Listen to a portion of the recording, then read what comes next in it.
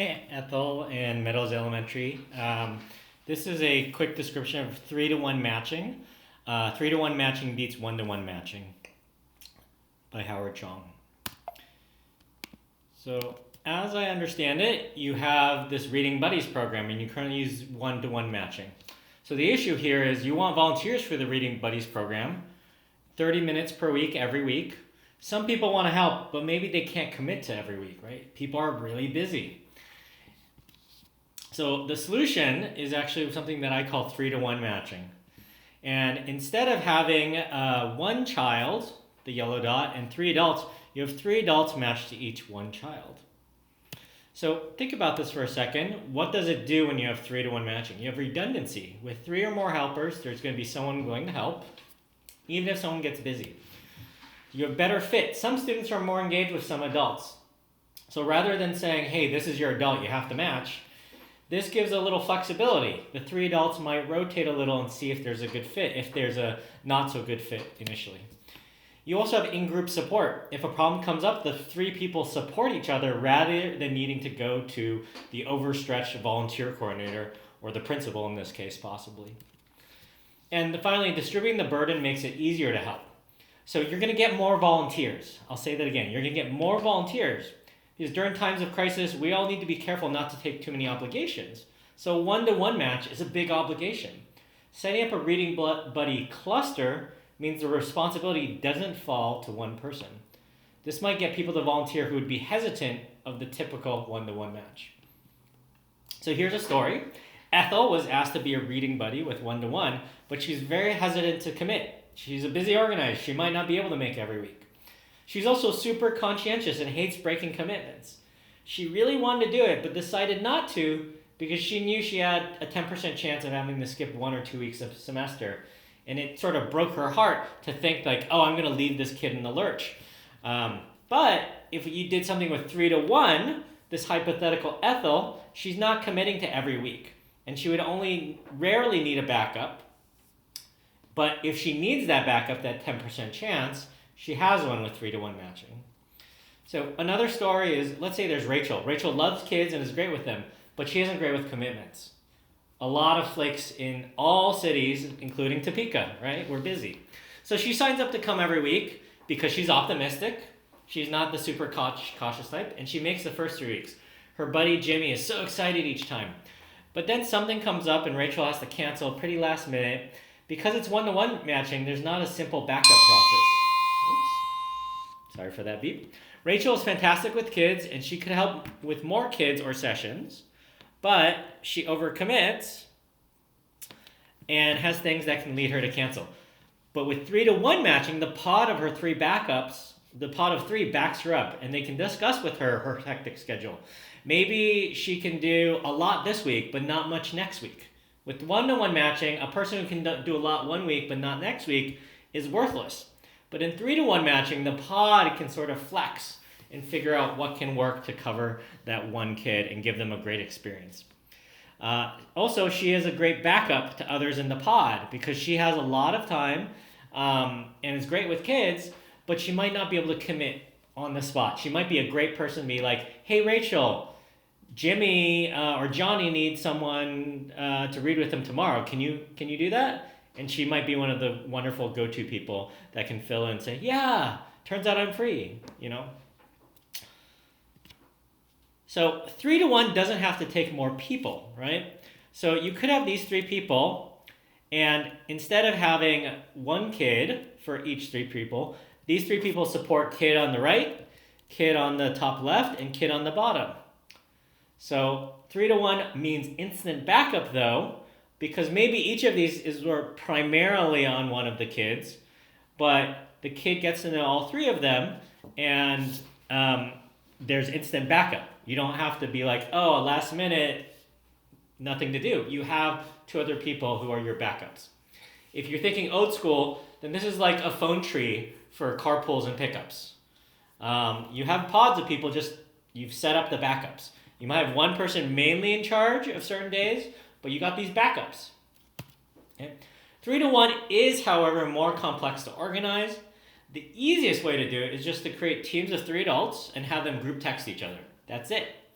Maybe each of them is primarily responsible for one kid, but they text each other. Oh, I read with this kid. It was great today.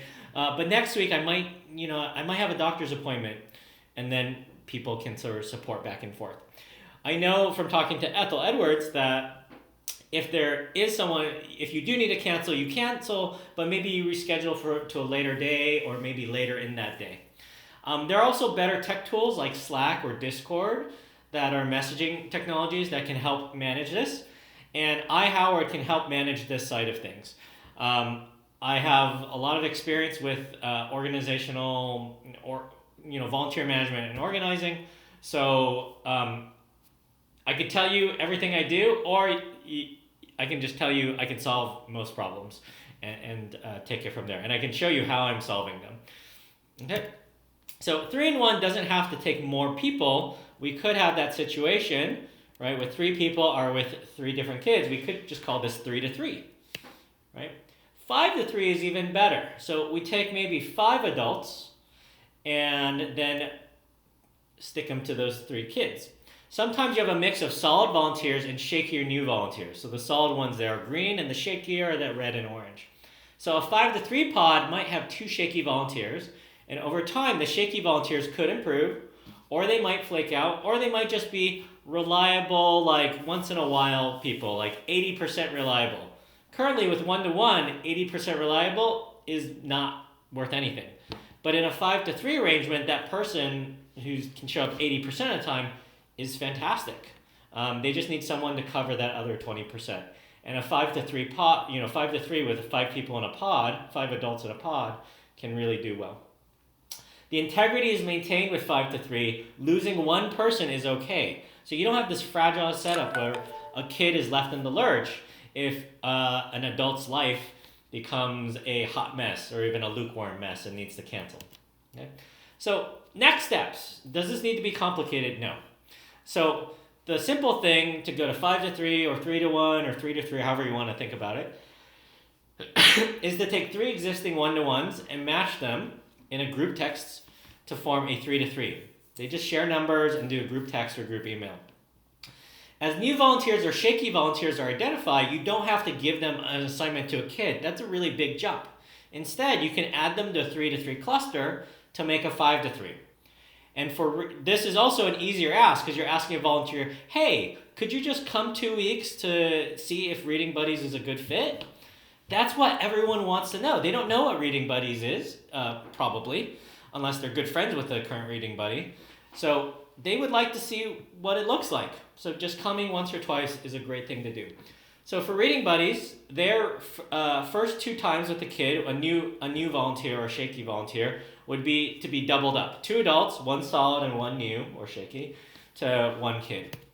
Okay, this saves time for the school and the principal, right? Because right now, when someone needs to miss a session, the old way would have the teacher or principal get involved, right? The new way allows the pod of adults, the new way allows the pod of adults, 3 or 5 or n, whatever that number is, to talk to each other about covering each other. It also creates an automatic training system. The training and onboard systems of volunteering is usually a weak point in most volunteer systems I've seen. So the training here is for a new person to just shadow an experienced adult for 2 sessions. Easy peasy, everyone understands it, no big deal, right? So, and also to put here, if you do have someone who's not a great fit, that experienced adult will be able to sort of see and be like, well, you might want to be a little more careful with this person or shadow them a little more. Versus, Ethel Edwards, for example, was a former librarian, so in the public schools, so she doesn't need any training. But for a random person off the street who says, I would love to, you want to honor their gift of the time to be a reading buddy, but you also want to be able to say, hey, we don't know you, so we're going to have you shadow, and then we're going to help you succeed, rather than just throw you into a kid and understand that. There are also some kids that are very difficult, so this also helps some things in that realm. When 2 adults can double up, that's another option. So the takeaway is, hopefully I've shown you that it's never worse than a 1-to-1 system, but sometimes better. So if you do think about the 5 to 3, which is what I really think is one of the best ways, like maybe 3 to 3, but 5 to 3, somewhere most groups are like that. If there's a 5 to 3, that's super solid. What I'm trying to say, sometimes it's better. If you have a 5 to 3 that's super solid, like everyone's solid and the new people, they become solid and they're just totally into it, you can convert it to a 5 to 5, and that's just 5 1-to-1s. With built-in adult support system for illnesses, training, complexities, to talk about, successes and failures. We call it stars and wishes in some feedback realms. What was a star activity that happened this past month? And what was sort of a wish or didn't work so well? So these are automatic group support systems, and also systems to get feedback. And feedback is really powerful here. It's also possible that a team of 5 might be able to cover more kids, right? This would mean a 5 to 6 or a 5 to 7.